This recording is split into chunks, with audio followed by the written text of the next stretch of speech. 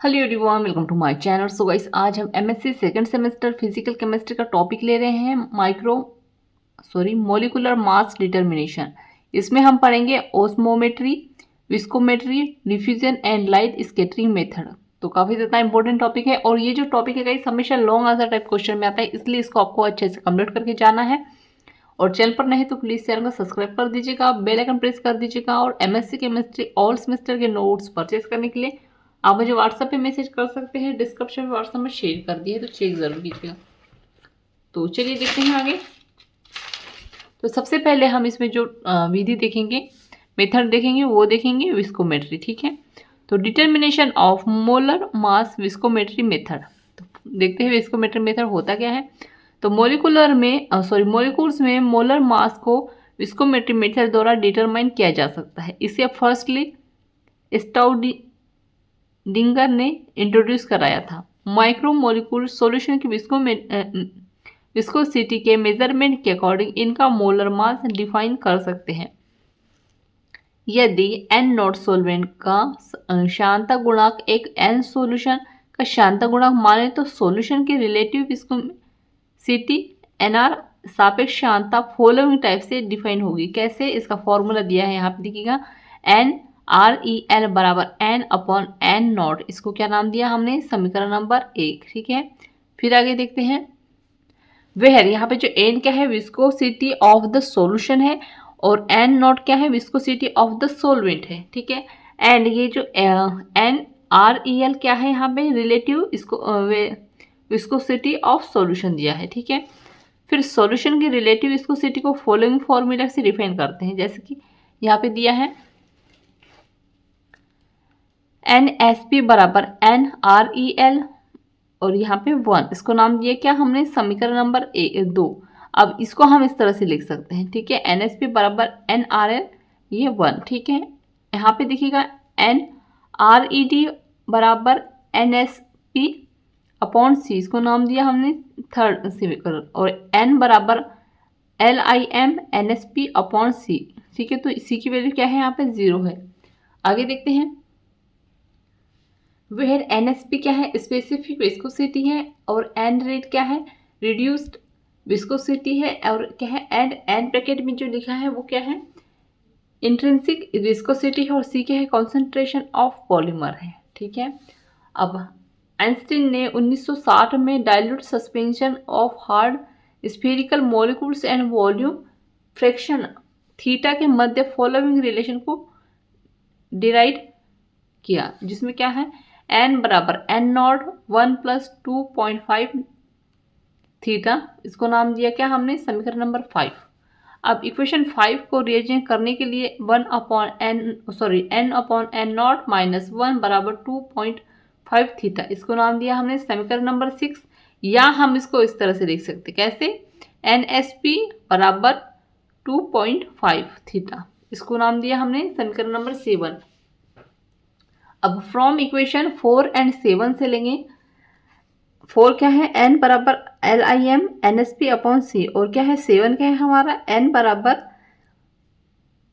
2.5 theta upon C. ठीक है, फिर इक्वेशन में थीटा की वैल्यू को मेजरमेंट करना वेरी डिफिकल्ट होता है, अर्थात मोलिकुल का वॉल्यूम फ्रैक्शन ज्ञात करना कठिन होता है। N S P upon C N rate upon C के बीच जब ग्राफ प्लॉट किया जाता है तो एक स्ट्रेट लाइन प्राप्त होती है। ठीक है, आगे देखते हैं।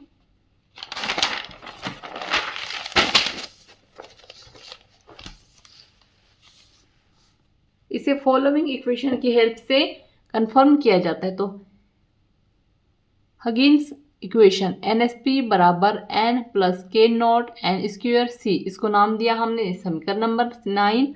और Kraemer's equation log N red upon C बराबर N minus K N square C, इसको नाम दिया हमने समीकरण नंबर 10। अब both equation only dilute solution के लिए एप्लीकेबल होता है। तो लॉग नंबर ऑफ पॉलीमर के लिए क्या है, K1 बराबर 0.4 प्लस माइनस 0.1, एंड के डबल डैश का क्या है, बराबर 0.50 प्लस 0.05। इक्वेशन 8 से क्लियर है कि NSP अपॉन C, ये क्या है, अपॉन में है ये, ठीक है। हाँ, एंड रेट अपॉन C का ग्राफ प्लॉट करने पर एंड इसे C बराबर 0 तक लिमिट मान लेने पर इंट्रिंसिक विस्कोसिटी का मान प्राप्त होता है। सॉल्यूशन के इस आंतरिक श्यानता के बेसिक पर माइक्रोमोलिक्यूल का मोलिकुलर मास फॉलोइंग डिफाइन कर सकते हैं। अब आगे देखते हैं मार्क कून हॉविंग एस्क्यू राडा इक्वेशन से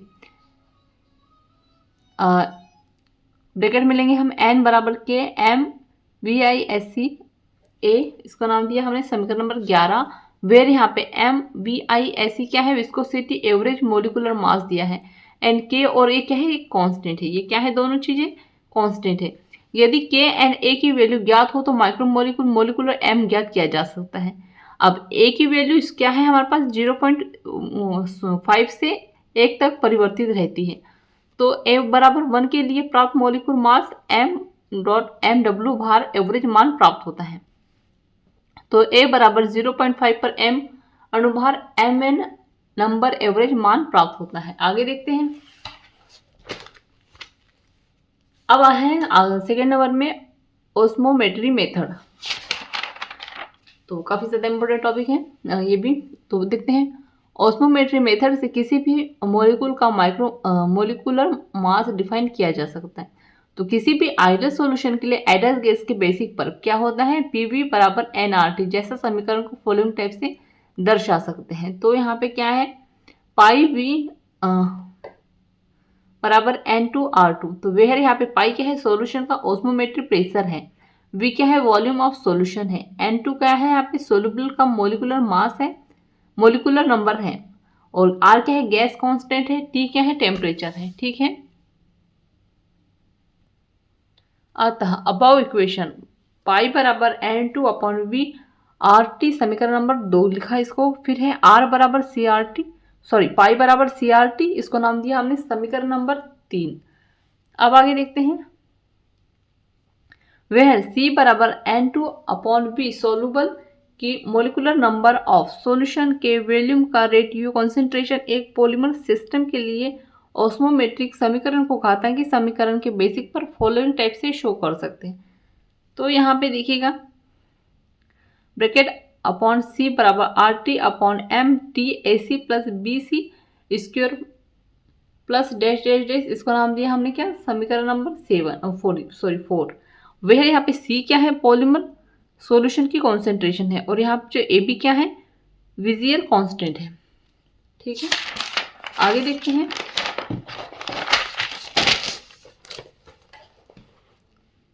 यदि ब्रैकेट अपॉन C का ग्राफ C के साथ खींचे तो लीनियर लाइन प्राप्त होती है। इस ग्राफ को y एक्सिस पर आगे खींचते हैं एंड ब्रैकेट अपॉन C की लिमिटेड वैल्यू प्राप्त होती है। इस वैल्यू को ब्रैकेट अपॉन C n से शो कर सकते हैं। इस लिमिटेड वैल्यू को घातांकी समीकरण इस प्रकार लिखा जा सकता है, कैसे, तो ब्रैकेट में ब्रैकेट अपॉन C नॉट बराबर RT अपॉन M, इसको नाम दिया हमने समीकरण नंबर 5।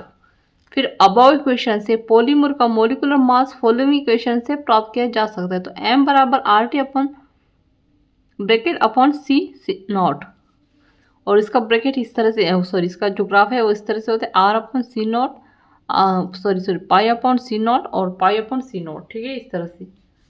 फिर किसी पॉलीमर का ओसोमेट्रिक प्रेशर मेथड से मोलिकुलर मास ज्ञात करने के लिए परासरण दाबमापी का उपयोग किया जाता है, जो एक स्मॉल स्टील पात्र से बना होता है। इसके साथ एक टेस्ट ट्यूब अटैचड होती है। इस पात्र के ओपन पार्ट पर एक अर्धपागे में झिल्ली लगातार डिनाइट्रेट नाइट्रो सेल्यूलोज सेवनी अटैचड रहती। इस लेयर के बोथ साइड ऑस्मोमेट्रिक प्रोसेस होती है और उसमें ऑस्मोमेट्रिक प्रेशर को मोनोमीटर की सहायता से मापते हैं।